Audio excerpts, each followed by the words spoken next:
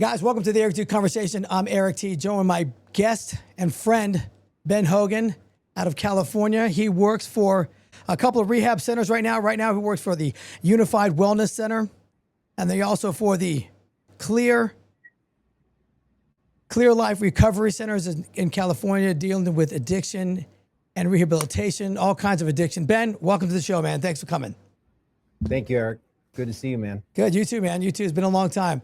Well, the reason why I want to bring you on is because, nowadays you get a lot of stuff going on with, the cartels are big in the news right now with the Trump administration. You've got the boats getting blown up in the water. You've got people like Nick Shirley out there in California exposing all of the homelessness and the drugs that are out in those areas. And I figured you're the guy to talk to about all that. So, everybody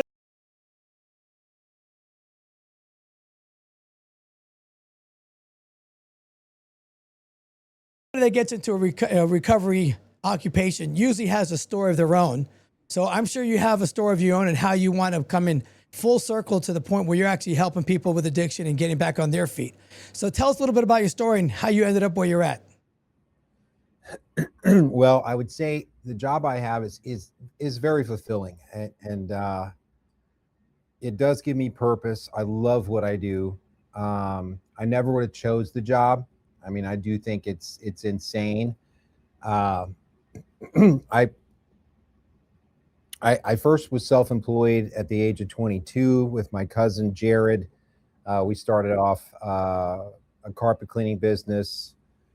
Through the years, I had a mortgage company at one point.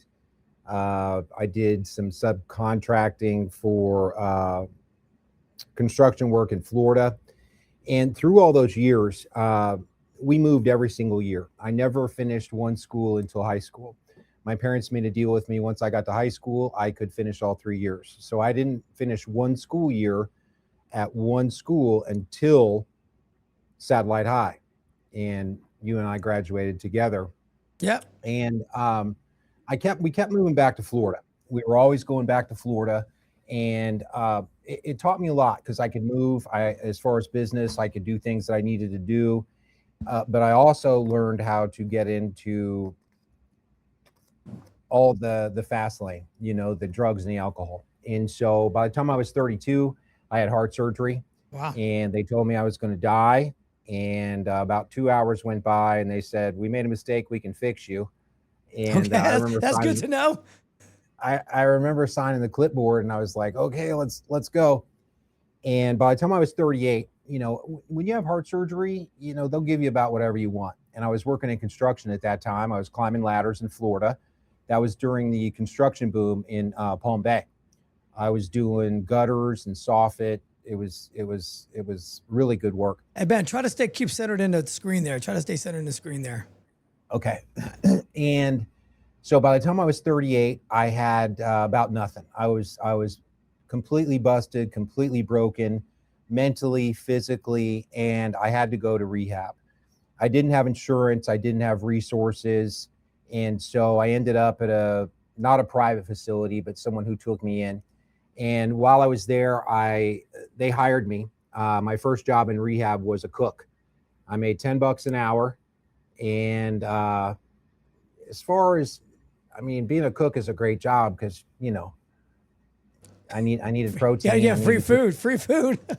I needed to put some muscle back on. And so, but I had never really paid attention to the clinical side. And so I got in the clinical side and hugged the cactus, made friends with it. I looked at all the dark stuff. For me, it's all mental health. There's always something, underlying. The drugs and the alcohol are kind of an answer to a problem. And I was always masking something. I needed something to make me feel good and to make the other bad things go away. And so once I got past the physical part and the detox, which was really, really tough, man, that was very, very hard on me. I got in the clinical side. When you're going through that, did you have any support with you, or were you doing it on your own through the rehab? I did it I had to go to the treatment center. I couldn't do it on my own. No, but did you have any family? Any family was helping you support, like any support from the family or friends or anybody like that was around you trying to, push you through and say, "Come on, man, you can get this done"? there was people that would take my calls, but my mother kind of said to me, I love you, but I accept your decision. I'm not abandoning you. I love you, but you've got to figure this out, because she said she's watching her son kill himself. And there's nothing you could do. I mean, give me money or buy me food. That just freed up money for me to do more drugs. Right. So she was there, but I didn't see her for over 10 years. And my father was kind of the same. They were like, figure it out. Now that I look back in hindsight, it was what I needed. I didn't understand it at the time. I wouldn't say it was tough love, but it was in a way. Until I had consequences, I didn't realize that I had a problem. And when my mother stopped talking to me, I realized I wasn't a tough guy. I was a mama's boy, and so I embraced that. While I was there at that treatment center, became a tech, started doing some groups. I actually met my wife there, and we have a beautiful daughter that's 9 years old. She's the co-founder of the rehab that we own together now. And so I became an interventionist. I traveled around the country. I met a lot of people, and we were able to save some money. And in 2016, we opened up Clear Life Recovery, and that's still doing well. My first house is still there. And then in 2021, I saw what was going on with the first responders. My dad was Army. Her dad was Army. My mother also married. I don't know if you remember Clyde. He did some contracting for the military. And so I saw what was going on with the first responders, and I've always had a special place for them. I always support them the best I can. And so in 2021, we opened Unified Wellness Center, and it's exclusive for first responders and veterans.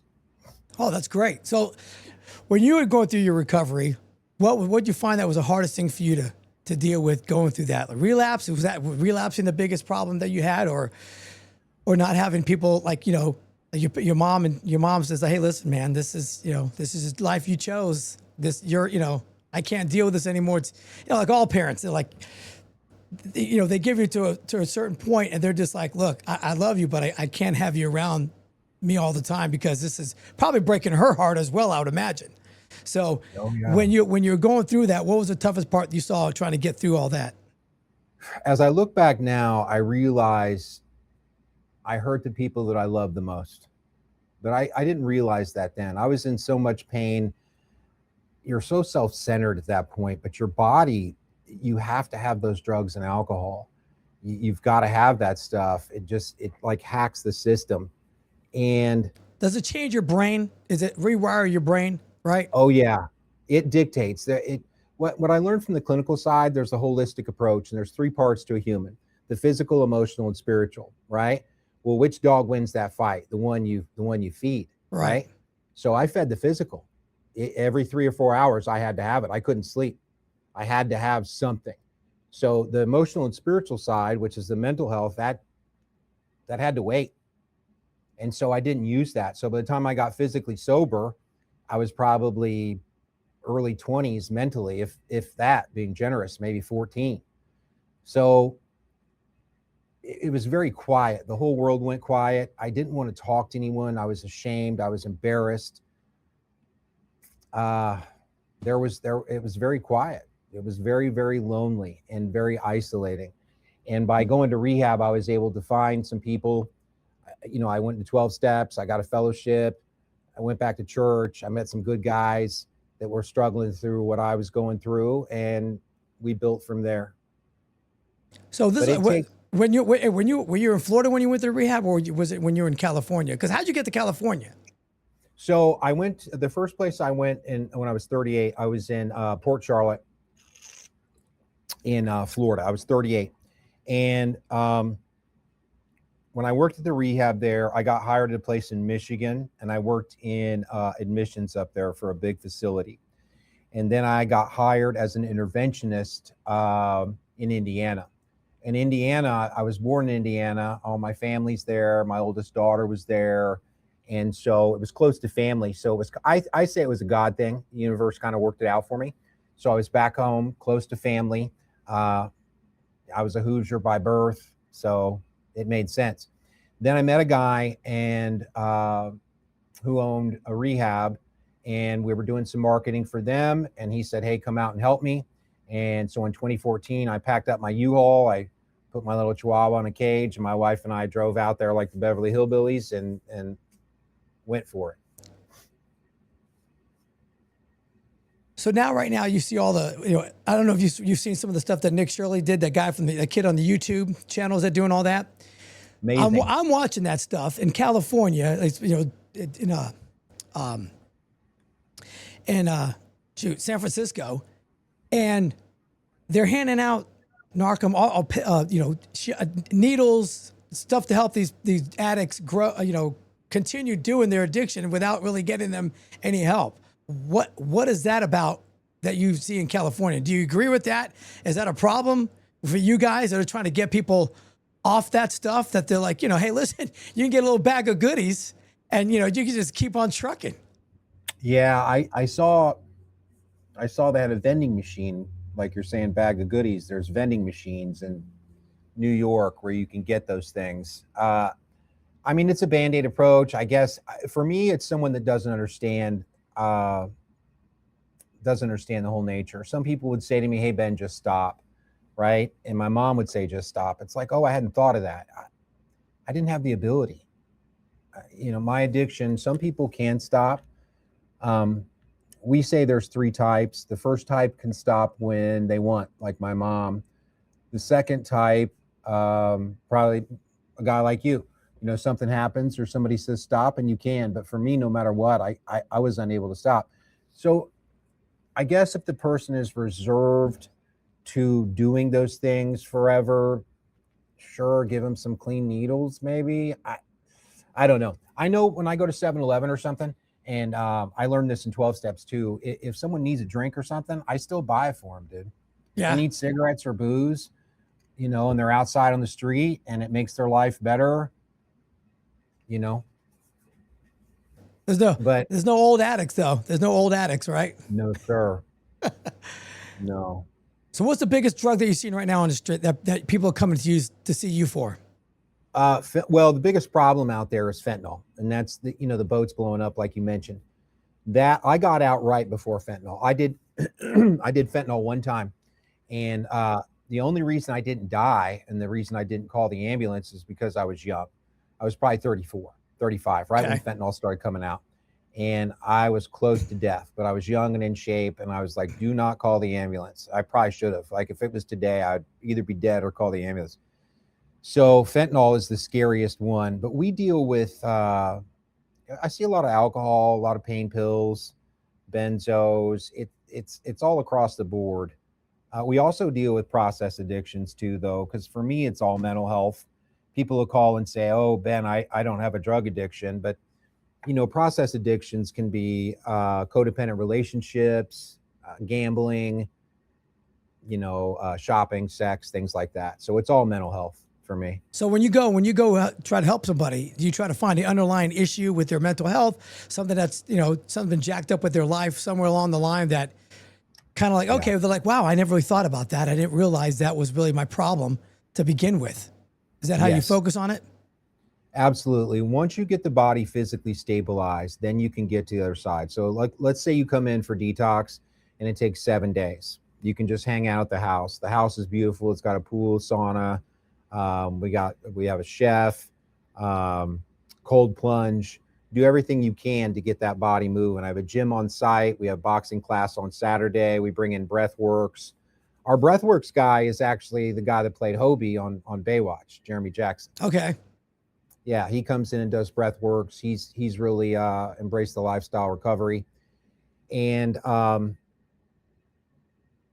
once they get past the physical part, let's say the first responders, a lot of those suffer with PTSD.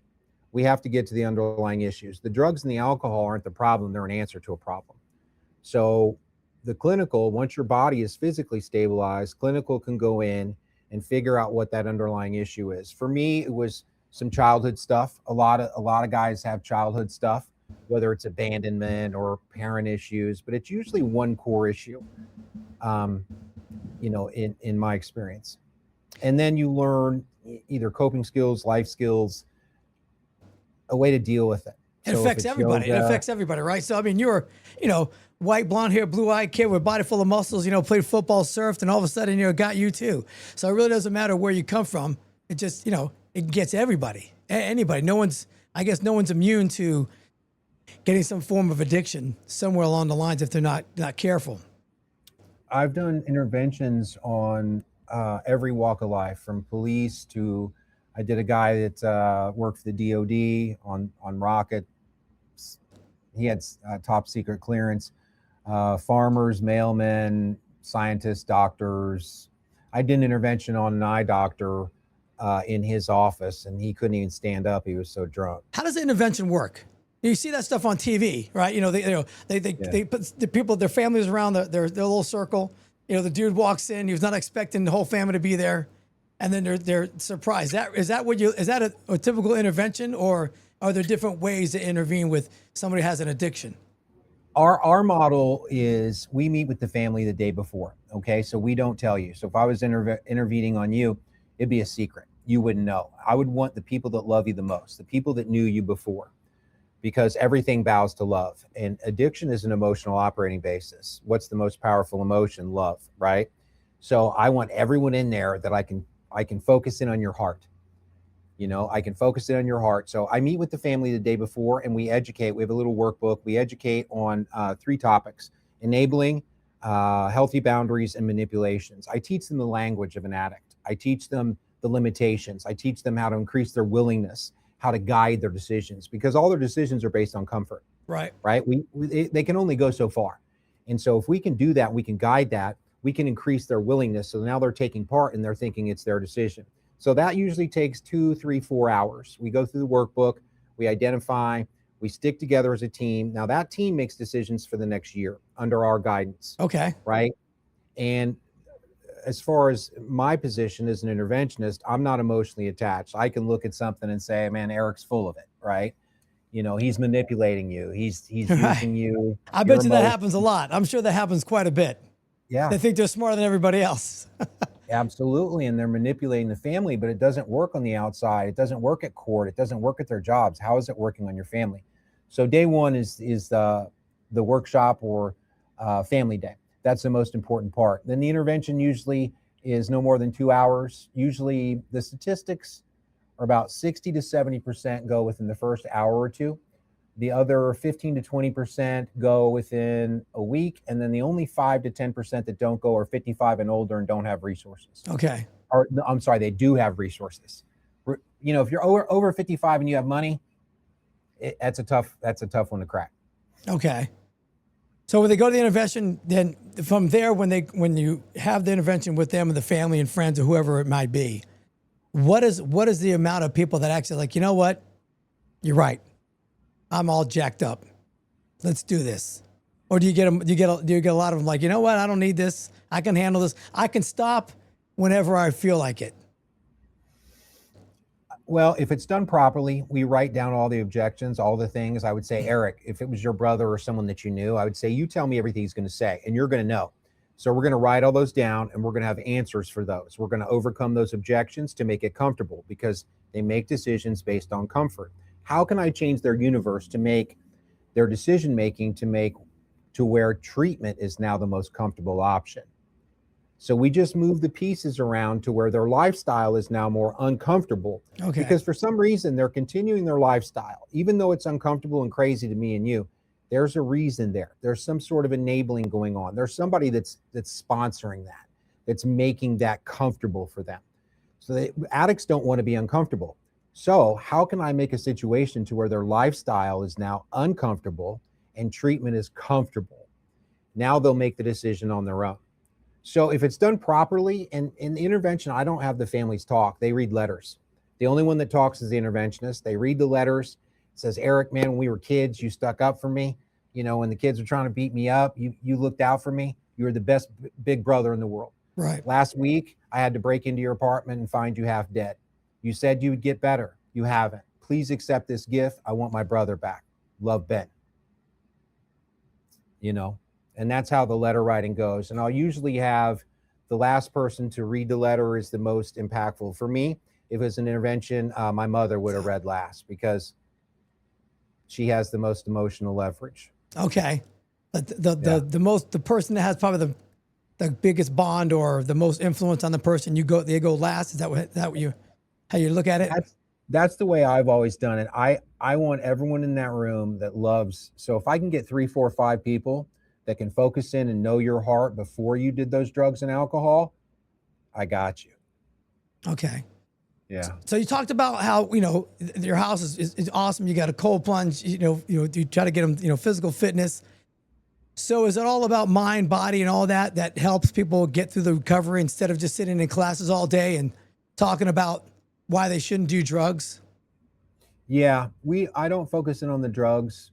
We don't talk about that. It's all mental health. Now, of course, we have to address the drugs, but when something happens, you've got to find a way to deal with it. Whether a fellowship is always something good, because isolation is one of the biggest things that tears people down.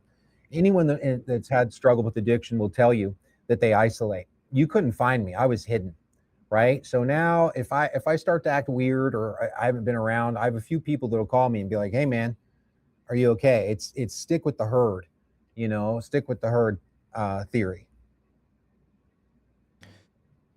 So now you're working with veterans and first responders and guys like that. Obviously, I was a veteran. Served in Afghanistan, and I got a little touch of some stuff, but I never had any addiction problems that I know of.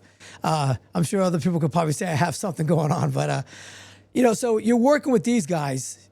What do you treat them the same way you would treat another type of another addict, or because let's say someone comes to you with PTSD, they got combat related PTSD, and either is it just for treating for addiction, or you can treat somebody with their PTSD symptoms and the struggles they're having with that, because that alone is a serious mental health issue that a lot of veterans and first responders start to suffer with. Hear about guys taking their lives all the time by firefighters, police officers. They get traumatized daily. So when you're talking with them about it, what is the type of the avenue that you use to try to get them to a point where they can deal and cope with the trauma that they've witnessed? Well, the clinical staff really comes in. Once the drugs and alcohol, I tell them that's not your problem. Now it's killing you, so we have to get that stabilized, but it's all an underlying issue. So that's where the clinical team has to go in, identify that, find out what that PTSD is, find out what those things are. I don't want to label someone as an addict or say, "Oh, you're an addict." That's not it. Do most of the guys that come in there with PTSD have an addiction problem, or do people a lot of them do? A lot, but we have some that come in that just have process addictions, a process addiction, shopping, gambling, sex, self-destructive stuff. Yeah, anything that's not done with balance. We focus on the balance. They break down the three parts: the physical, emotional, and spiritual, right? But when you're doing something wrong, you need to feel good. You need that immediate gratification. So, I did a speech a while ago on social media and where I think that's going, because so many people need that immediate gratification. And I think that's bad. I think there's going to be some sort of withdrawal from that. So the stigma for drugs and alcohol, it does have that stigma, but for me, it's just as bad as anything else. And so a lot of our groups aren't, sorry, I keep shaking that, aren't focused on just the drugs and alcohol. So what are the biggest things that you're finding with some of these guys that were in the military that come to see you and do that? I mean, how do people find you? I mean, is it like they Google, or are you doing outreach, or do you actually go out there and try to find veterans and people that are suffering from addiction, and what if they don't have any means? I mean, is there programs that they can get on? With California, they probably got a lot of programs. So I know they have programs that they can get into that kind of help fund and pay for some of this. Do you guys do fundraisers? I mean, how does it work for these people coming into your programs? The answer is yes to all of it. Okay. We have a website, and so we do that. We also have peer support. So our peer support, we have a couple of firemen. Our whole clinical team is my program director was a Ranger. We also go to the conventions. Like I told you, I'm coming to Orlando in a couple months, so hopefully I get to see you. And there's a big convention there. There's another one in Indianapolis. And then we work with a lot of nonprofits too that help cover flights. There's a lot of people out there that have gone through this and they've recognized how much these guys need help, how much they need training. Right. And so it's really becoming aware now. And so all the departments, we work with the departments. So the departments come in, they tour the facility. They want to know, two things. What are your amenities? What are the guys going to be doing here? So they're doing open water. They're doing yoga. This Sunday, we're going on a fishing trip. We go to Ducks games. We I want to come hang out there, man. It sounds awesome. Yeah. The design is to be more comfortable than your regular life and with no distractions. So you can really get to those underlying or those core issues and learn how to deal with those. And so when I was with my therapist, I did all kinds of crazy stuff. I always made fun of guys that wrote in journals, but the journal helped save my life, man. I also had to write my obituary. We get into stoicism. I'm a big stoicism fan. And in stoicism, they had us write out and plan our death. Wow. And write our obituary. And when I was sitting there visualizing my deathbed, I wasn't sitting there worried about, I should have done this or worried more. It was about all the things that I'd missed and not focused on. So the mental health and the clinical stuff is really, really, it's cool. It was hard for me. I was just more the physical guy. Venture your way through it or go for a run. That works for a while, but the mental health is I don't know. It's the most important part. Now, when you were younger, okay, and obviously we've known each other a long time, but when you were younger, were you around a group of guys that all had like a little bit of a problem that just made it easier to go out there and do what you got to do, getting high or whatever with people that were kind of doing the same thing you were doing? Yeah. You find those people. You find them, right? You just happen to find them. They always find them. And a lot of them we lost along the way. A few of their names, and for some reason, I teach group on Thursday, so I taught group this morning, and I had to give my testimony a little bit for some of the new guys that were here. And I told them I earned death, but for some reason, and I worked hard for death, not on purpose, but I earned it. That's what I should have received, but for some reason, God saw that different. Right. But there's so many of them, we could go through the names, Yeah. From back then. But somehow we kind of identified with each other, and we kind of knew that hurt person, and somehow we found each other, and then we started doing drugs together, and it's bad. But today I'm able to use that for good. I'm able to look at those things and say, hey, and I made friends with it. And so now I'm able to use all those things for good. So I don't want to repeat those mistakes, but. Do you ever have an issue? Like, man, do you ever have a stressful day and you're like, man, back in the day, I could do something. I could feel pretty good right about now. Do you ever have, is that a constant occurrence with people who are addicts? Of course you're always considered an addict, right? So one of those people that you have that stressful day and you're like, man, you just got to walk through it. Is that how it works when you have those type of days, or is it always a struggle, or as it gets better as you work on yourself? It gets better with time. Those at first I did heroin.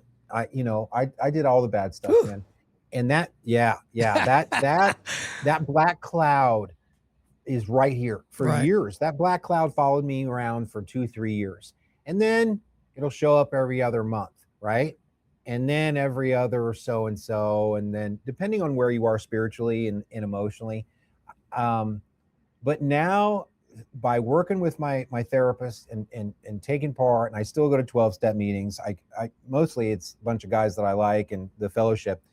But now I'm able to kind of play the tape through, and I use history to say, okay, how did this work? So I play the tape forward. Sure, I can take a couple Xanax right now and, feel pretty good, but I like what Robert Downey Jr. said. I always break out in handcuffs. I'm allergic to drugs. Right. Yeah. It's an allergy. He seemed to do pretty good. He seemed to probably do pretty good later on. So yeah, it's an allergy, man. And I look at it like that. And so Now that I've been through it, I worked with a therapist that said, Ben, look at it like it's cancer. If you had cancer, what would you do? And so now I try to use a rational mind instead of emotional. So I play the tape through and I say, okay, if I do this, I'm going to end up in jail. And then I'm letting down my wife and my family.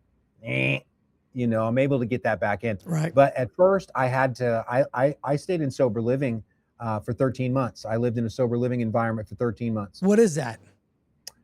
It's a group, it's a house where you pay rent and there's 4, 5, 6 guys that are all struggling, getting sober, so there's house rules, but we all keep each other's backs. We all look out for each other, go to meetings, sign in, sign out, things like that. Okay. It's a structured environment. They test you and all that as well, or? Oh yeah. Yeah. Okay. I got kicked out of a couple. I got tested, got kicked out of a couple. Now, look, let's say you did heroin and all that. So when you do that, those kind of drugs, are you clean 100%, or do you go have a little cocktail once in a while? Or when you're an addict, you can't do anything. Zero. For me, I choose not to do anything. Do I know people that were okay? So I was a type 3. No matter what, I couldn't stop. I don't really know any type 3s that can go out and have a cocktail and drink like a gentleman. Now, does that sound great? Does it sound cool to go drink like a gentleman? Right. I mean, sure. I watch TV and James Bond, right? It sounds cool. But I look at my history and I say, yeah, I learned a story in AA, and there was this old guy, and he told his wife, I'm going to drink tomorrow. But every time I look at my watch, it's today. So for today, I'm not going to drink. So when people ask me, hey, Ben, do you want to drink or something? I say, I'm not drinking today. I'm driving. I got to drive. Right. Maybe tomorrow. And, maybe when I'm 100 years old, if I'm in the house or something and the old folks home, maybe I will. But today it doesn't fit. Is that with a lot of addicts that they're like, listen, you know how it is. A lot of people start smoking cigarettes when they have a couple of cocktails. Yeah. Like I only smoke when I drink. I only do heroin when I have a couple of shots of liquor. So so you got to make sure. Do a lot of people look? Do you tell people, or is that part of your program? Say, listen, it's going to be hard to do this. It's going to be harder, probably when you have a couple of drinks. Is that something that is along those lines? I tell everyone, give it 12 months. Give it 12 months of abstinence. People say, oh, I've been sober for 6 months. I don't want to get caught in semantics, but sober is synonymous with sanity. And let's say I was in rehab and I had been sober for 60, 70, 6 months, right? 6 months ago, I was almost dead. So was that living a sober, sane life? I wasn't really in the outside world. I didn't have a driver's license. So I tell everybody, man, give it 12 months and of absolute abstinence. And if your life was better the other way, then try that. But I can tell you, I don't ever tell people what to do. I say, this is the evidence. But for me, I'm not doing it. So people that come to your program, what would be the percentage of people that relapse? Is it high the first time around? Does it get better? I mean, I'm sure there's people that have been for the program multiple times have come to the program. Is there any point when they're like, it just today, now it's stuck. It's stuck. Hey, Ben, it's stuck. Finally, the third, fourth time, I finally went through the program and it stuck this time, and I am living proof that it works. Does it really work the first time around, or, some people got to do it once, twice, 4 times to get it right?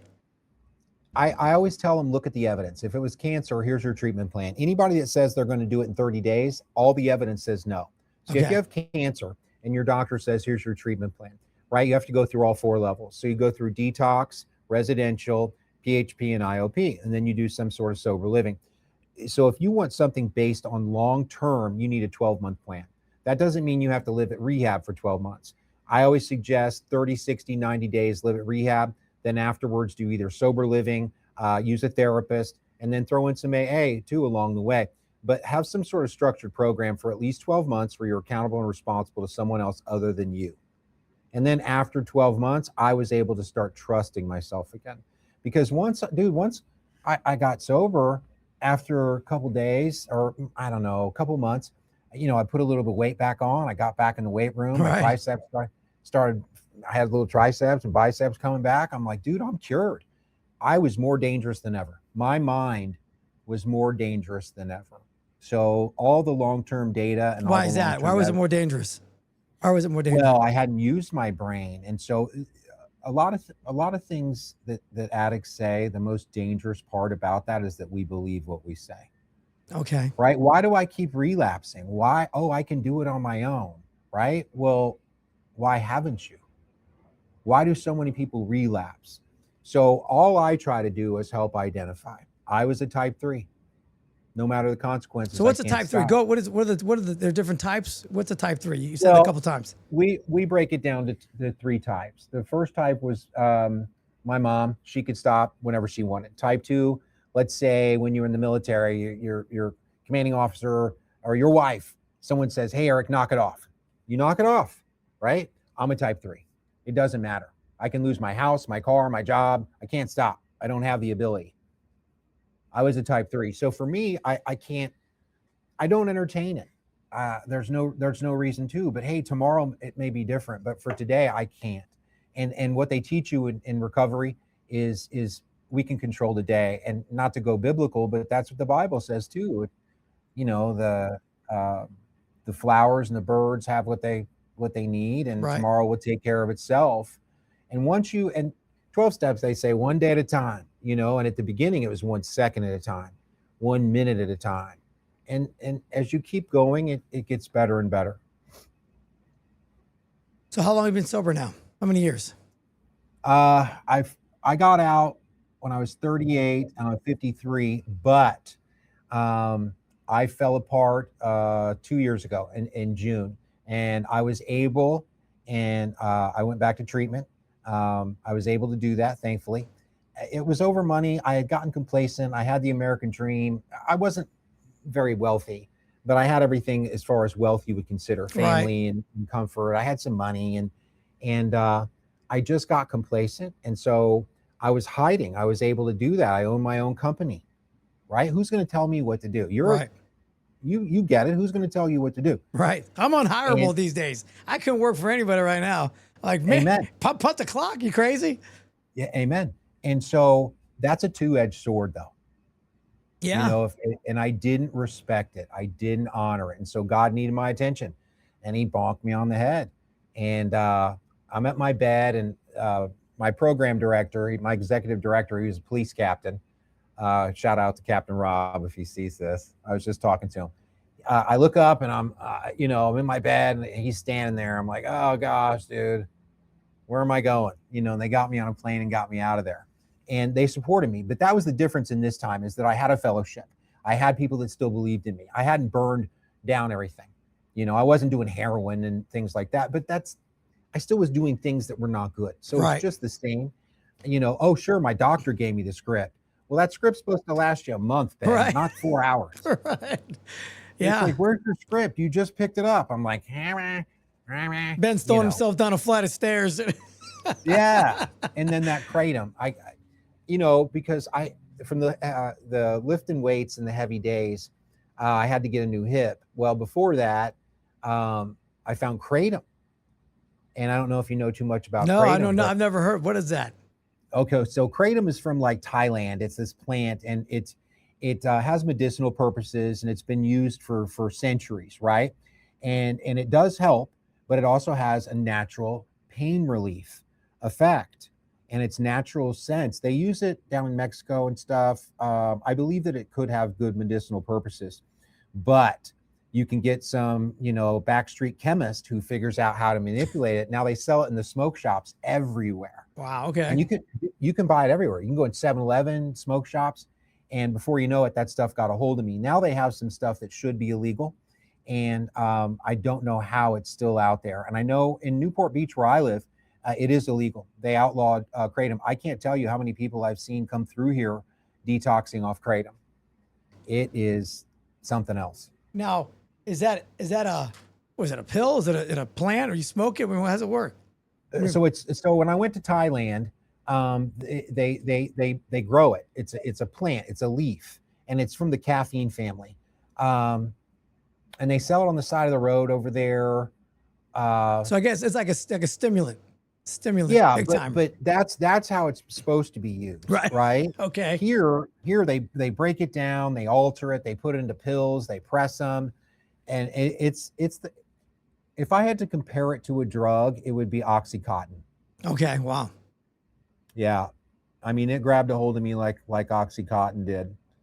And so, yeah, Captain Rob, my wife was upset, and so they came and they got me, and I was able to go away, and I came back, and my team supported me. I was a very honest, and here we are. Things happen, right? Happens to the Well, best of yeah, us, you know. you got to fix it. And I was able to fix it, and so now I want to say for sure it's helped me, and it was a gift.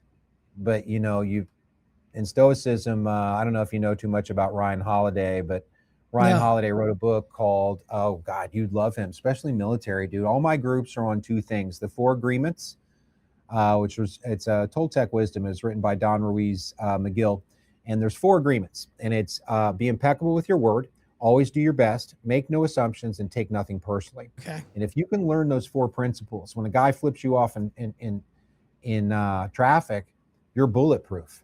And Stoicism is basically. I may need that. I'll send you a copy. I don't have one here, but that's what my groups are on. And then Stoicism was started by Marcus Aurelius. Do you know anything about Stoicism? No. You need to. Okay. We're going to talk about this later. Stoicism, Marcus Aurelius was a Roman emperor, and it's a philosophy. And it's basically about living a virtuous life. But there's 4 principles in that. It's wisdom, integrity. I don't have my notes in front of me. But those 4 principles have changed my life. So when something bad happens, I'm able to run the data, play it through my head, take a breath. And I also got into breathworks and, some other things. You can slow down, you can play the tape forward and say, okay, what's my best outcome? Here's the data. How do I analyze this? And it's pretty cool. And I learned all that because all the damage I did from the drugs and alcohol. So the obstacle. Now, do you have damage? Do you have irreparable damage from the drugs that you used? I don't think so. I do have some scars. I have some physical stuff that's bad. I have a huge scar here on from the surgery. Yeah, and then this was from going through a windshield. Oh. Yeah, I took. The hair still looks good, man. You still got a full head of that. Yeah, God bless you, man. God bless you. Hiding that. There's a scar that goes up here.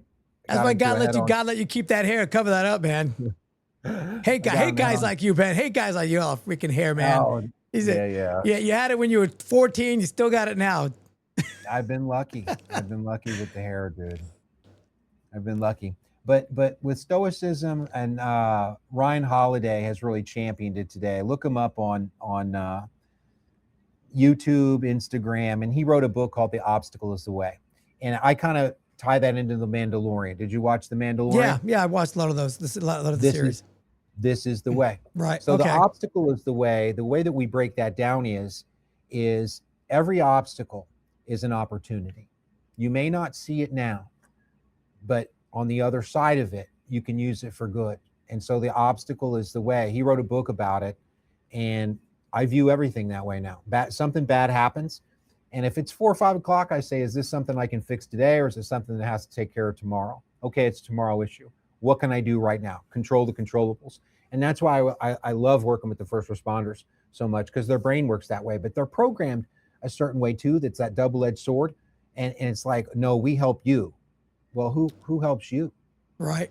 And so that's why I have to have them exclusive. I can't have them around civilians. We have what we call the civilian program, Clear Life, but they have to be completely separate. Really? They have to be, yeah, you can't mix them, dude. You can't mix the crowd. No. Why is that? Because one of the first examples that so you're talking about the military first responders to the people who don't have an issue with that. That's what you're referring to? Okay, so Unified Wellness Center is strictly, that's the flags. You see our whole room in here. We call this the war room. It's the group room. This is only first responders and veterans. Okay. That's their peer group. They can trust each other. You know, you Right. have that bond, you have that brotherhood. Right? I can't have civilians mixed in here. And the easiest example of that is a police officer, right? Let's say a police officer sees a civilian that he arrested, Right. Okay. right? That makes And then sense. you have someone in here with all this stuff that's going on, defund the police, or people that hate cops, or it just, you can't mix the crowd. And the first responders, we get a lot of feedback. They so much value being exclusive, just with guys they can trust. And then once they get out of the residential house, we have a sober living house, and our chef is a former first fireman. The assistant house manager is Boston fireman, and they just get along. They live together. They watch TV. We cook out. You know, it's a good safe place. Good. You know, I asked you this a little bit yesterday. I touched on it that somebody came and got in touch with me not too long ago about surprisingly, they're severely addicted to fentanyl. And, and this person's in their early 50s. Somebody that says that, I could crack this on my own, that I've gone to rehab several times, all it is reading books and stuff like that. What would you say to somebody that says, hey, I've done it. Rehab doesn't stick. We just sit there in class all day long and I'm not really getting anything out of it. Is it the program that's not working for them? Or, are there different programs that people can use that might work more? Everybody's got a different type of personality, right? So is it somebody that a different program might work a different way? Like your program is obviously, a lot of health and wellness, opposed to maybe sitting in a class and, doing a kumbaya around a table or something like that. So somebody that says, listen, I'm going to do this on my own. Is there like a 0% chance that's going to happen from what you've experienced? Or it takes some serious willpower? Well, I would encourage anyone, if you have cancer, right? Okay, let's look at the death rates. Addiction kills how many, right? If you had cancer, I say to this, someone that says something like that, if you had cancer, would you do it on your own? Of course. Why would you not? Yeah. Why would you not get professional help? Why? Oh, that program didn't work. Well, if that cancer treatment didn't work, you'd find another one. You would keep trying, because if there was 1,000 doors and 999 doors did not have your cure, and one door had your cure, would you knock on all 10 million doors that I told you to knock on? And if you had cancer with a rational operating basis, you would say, yeah. Right. So is it more about you want to get better? Do you really want to change, or do you need more time? And now that's a good question. Do they have to come to that point where, like, man, I just, I'm ready? Is it like you see that on movies and wherever on different programs, like they got to want to get better? Is that really the step? You want to get better, or you can get people in there that may not thought they wanted to get better, but they get better regardless? Or that first step is they need to get to the point where they're like, listen, I've lost my freaking job. I've got no money. My family can't stand me. I'm almost on the street, to the point where they want to get help? Or can people get help that never really thought about getting clean in the first place? For me, I had to get to a place of surrender, to where I lost everything, right? Okay. I always had the physical to where I could go. If I needed to work construction, I could. Once I lost that, without consequences, I didn't have a problem. Okay.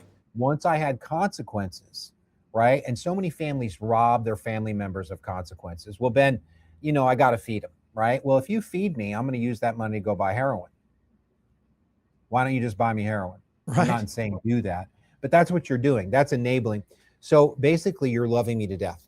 And so many families start off thinking that they're helping, but they end up enabling. And so, like, if let's say I break my leg, or I'm sick, and you come over and you clean my house for me, right? You're helping. That's cool. But if I'm drunk and you're paying my bills and you're cleaning my house, you're enabling me. You're hurting me. You're robbing me of the opportunity of that desperation. And when I got desperate enough, I got on my knees. I mean, at some point, everybody's say they don't believe in God, but when you're under fire, right, you'll try anything, man. And I got to a place of surrender, and I said, I'm willing to try anything. And some people need to get to that. They need more pain. I tell them, I can't work harder than you, But I guarantee you this, when you get here, I will work as hard as you. You may need more time. You may need more what I call research. I call all that using and running and gunning my research phase, because now I use that as data for good. Right. But as far as some people, depending, you keep relapsing and say, oh, I can do it on my own. You're talking about UFOs and Bigfoot in my world. Right. Well, Trump just came out, man. Aliens do exist, apparently. So, I'm so excited. You can't use that one anymore. I'm so excited. It's going to blow up religion as we know it. Like, hey, listen, by the way, we do have these green people. We call them grays. So you got. I'm so excited. So I don't think that we'll get much. It's because most of the companies are privatized. But I kind of feel like it's another distraction. But hey, I do love aliens, dude. Like I went to Egypt. I went to I've been on UFO hunts. So I love that stuff. It's better than politics. It's much better than politics. Trust me. Yeah. Okay, so here's something I want. We'll close with this. I don't know if you remember this, but I've always thought we became close over the last few years. We grew up together. But a long time ago, you reached out to me, and you apologized to me about something. I don't remember if you remember. Do you remember that? I do. I got a random message from you, and I don't remember what it was you were apologizing to me for. And I still don't remember what it was, but you remembered what it was. And I'm shocked because I have a memory, I like it's still trapped. So I don't really forget much. But I thought about that. I've thought about you ever since that day. And I was guessing that's probably maybe a part of a step that you had whatever step that was, amends. So I just want you to know that if somebody that's known you, for almost 40 years, that was something I've never forgot about that, and I've talked about it several times to a lot of people. So I appreciate that, and I don't remember you doing anything, but I. That's good. There was one of those days that That's good. I don't. Do you remember what it was? I remember when I reached out. Basically, I was jealous of you too. I mean, I remember when you were at the this convention thing or the city hall, and you were up there. It was you and Elliot, David, Netsley. Oh yeah, Triple E and the Space Coast Boys. Yeah, we're doing a little boy band stuff. Yeah, and you were up there dancing and singing. I was like, I'm gonna kill this guy, right? This guy can do stuff I can't do, right? And then you were friends with Matt, and Matt and I had a couple headbutts. We were kids, dude. Right? Yeah. And so when I got into recovery, the 9th step is about making amends, and so I the 4th step, you have to go down and write down all these people that you damaged. And so I went back all the way back to where I was such a creep. Like I was a creep to you. I had no reason. You had everything. Like no reason. One of the coolest kids out there.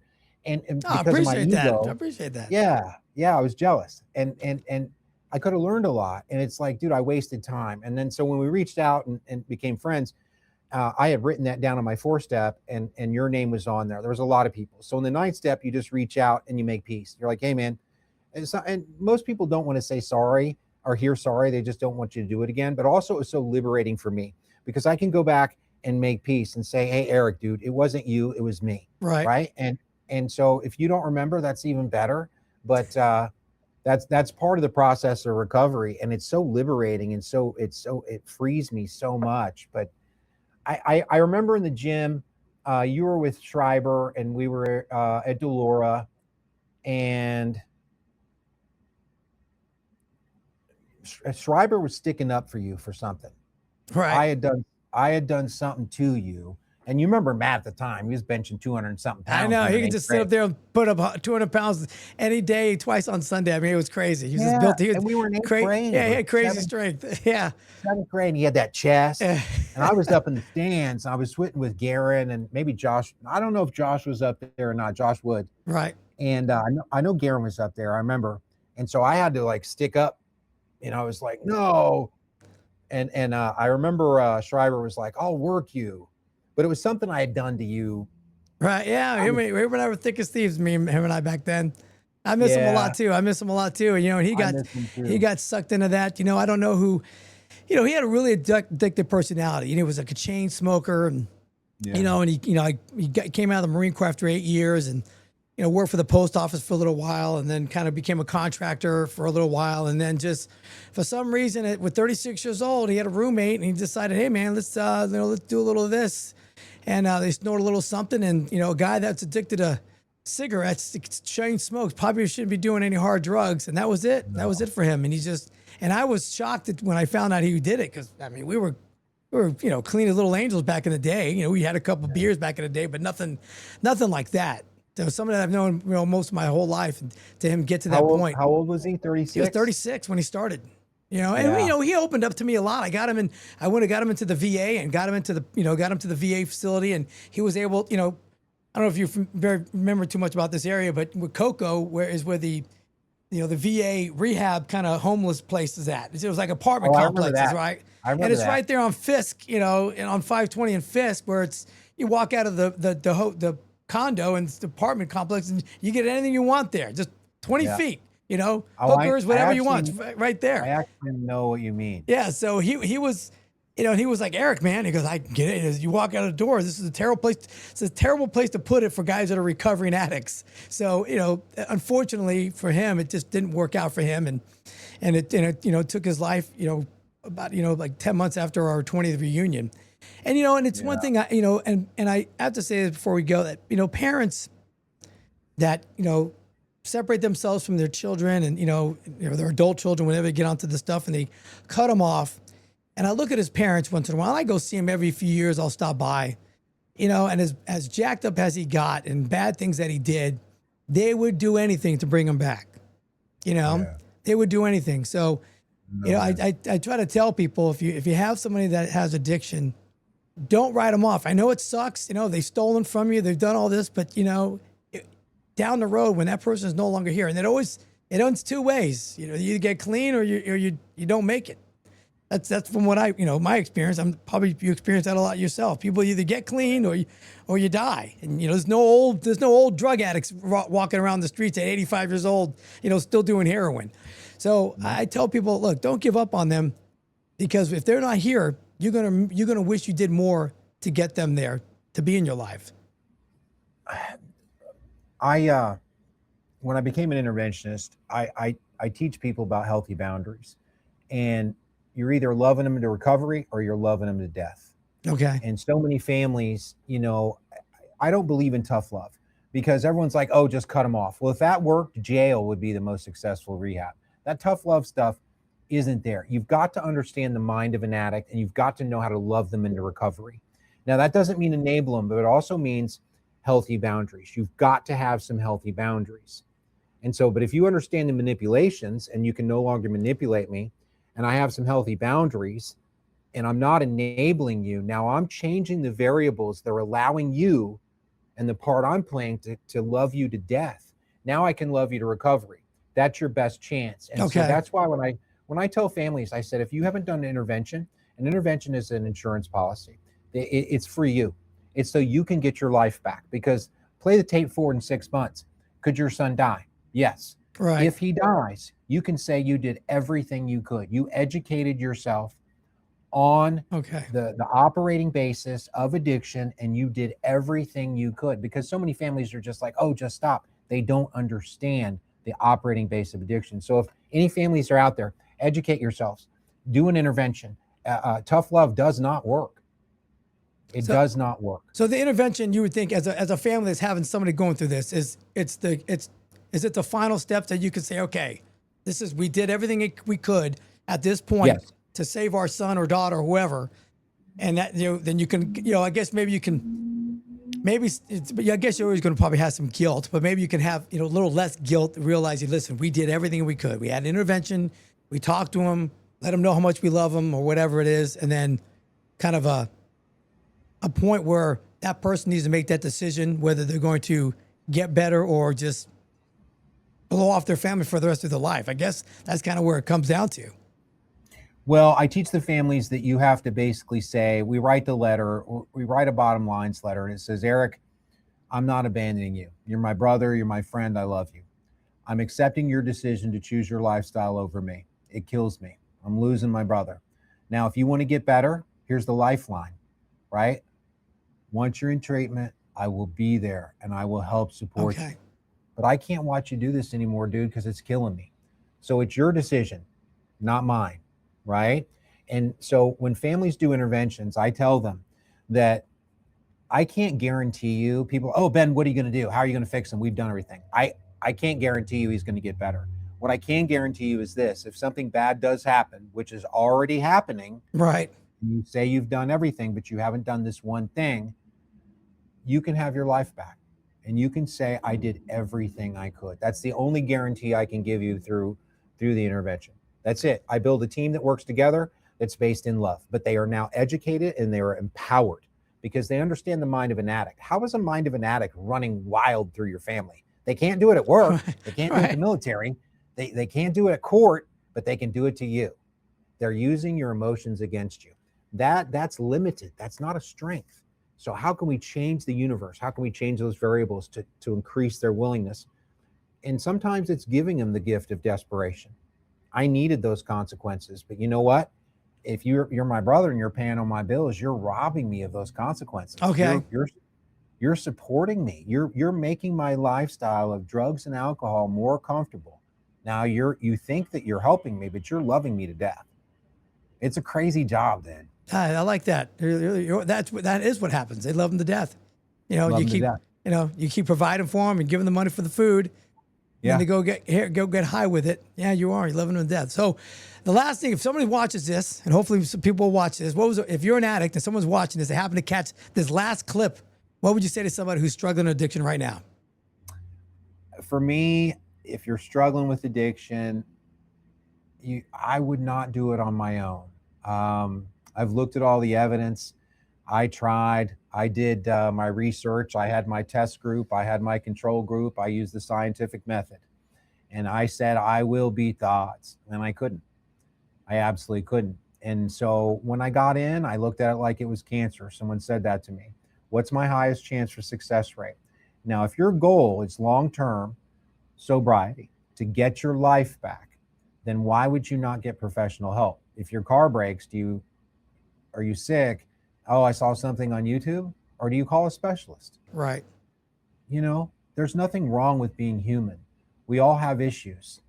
Okay. So people say, oh, what do you do at rehab, Ben? The only thing, we're going to have fun while you're here. And hopefully, you know, the worst thing that might happen is you might get your life back, dude. You know, give it 30 days and see. And if your life was better, then go do that. There is no magic rehab, right? But if you get one thing out of the time while you're there, I always tell everyone to do 30, 60, 90 days. That's ideal, okay? Maybe realistic, you can't, right? But get some sort of treatment plan for 12 months, right? So do 30, 60, 90 days inpatient. If you can do sober living, do that. If you have to go home, do that. But have some sort of structure. They have IOP groups. You know, when I got a couple years ago, I went to an IOP group 2-3 days a week, couple 3 hours. It was right down the street. You can find a program, but get an evidence-based treatment program. If you have cancer, you're going to use an evidence-based treatment plan. But addicts, they think they can do it on their own. And I tell them too, Einstein said you can't solve a problem with the same mind that created it. Right. And my favorite one before we go is a doctor who treats himself as a fool as a patient. That's true. You know, Dr. Ben, you're fired. I self-diagnosed myself. I self-medicated myself. You know, I'm like Dr. Kevorkian over here. So Ben, tell us the two programs that you got, that you're in charge of, that you work with. Go ahead, name them. Give us the telephone number so we can, if anybody watching this, can actually call if they want to get any help wherever you're at and you're in the California area. Clear Life Recovery is that's our oldest program. We call it the civilian program. It's for normal people. We have all walks of life in there. I've had CEOs to young guys to old people, anyone. That's for anyone. And then we have the Unified Wellness Center. The Unified Wellness Center is exclusive for first responders and veterans. So the staff is all first responders and veterans. All the clinicians are first responders and veterans. And then all the people that you're in the treatment center with are first responders and veterans. It's completely 100% exclusive. So all programming and all activities are completely 100% exclusive. We keep them separate. The only time that they do see each other, we do have a shared space during the day. It's an outpatient. It's about 5,000 square feet. And there's 3 times that I had to write a report because there were some people that were like, oh, they can't be in the same building. So I had to write a report, do my evidence. And so there's 3 times that they could bump into each other. It's picking up their food, on the way to the bathroom, or smoking cigarettes. Okay. So that's it. Well, Ben, man, listen, I appreciate you joining my conversation. And it's great seeing you again, man. I'm so proud of you that how far you've come over the last, 15, 20 years. That's great. You're a tribute to your family, to the people in your community. And man, God bless you, brother. And I appreciate you joining me today, and hope to see you soon when you come into town. Make sure you look me up. God bless you. Right back, Eric. It's been a pleasure. And I'll let you know on the dates in Orlando. And thank you. All right, brother. We'll see you soon. See you.